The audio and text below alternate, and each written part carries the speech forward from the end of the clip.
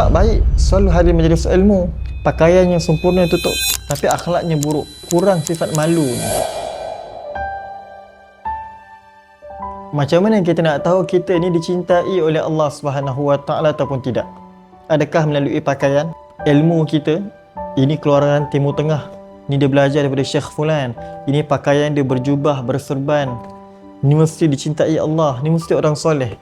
Adakah pada pandangan luaran, tanda kita nak tahu kita dicintai oleh Allah ataupun tidak, kita ni baik ataupun tidak, lihat macam mana kita bermuamalah dengan orang lain daripada sudut akhlak kita. Sebab hari ni kita tengok ramai orang, mungkin tuan-puan pun ada pengalaman, nampak baik, selalu hadir majlis ilmu, pakaiannya sempurna tutup, tapi lidahnya tajam, tapi akhlaknya buruk, tapi ketawa terbahak-bahak, tapi kurang sifat malunya. Orang macam ni, dia belum capai lagi kayu ukur baik pada pandangan Allah Subhanahu Wa Taala. Sebab kayu ukur baik pandangan Allah itu dia berlaku baik kepada orang lain.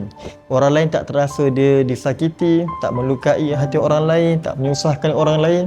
Nabi sebut dalam hadis, irhamu man fil ard yarhamkum man fis sama.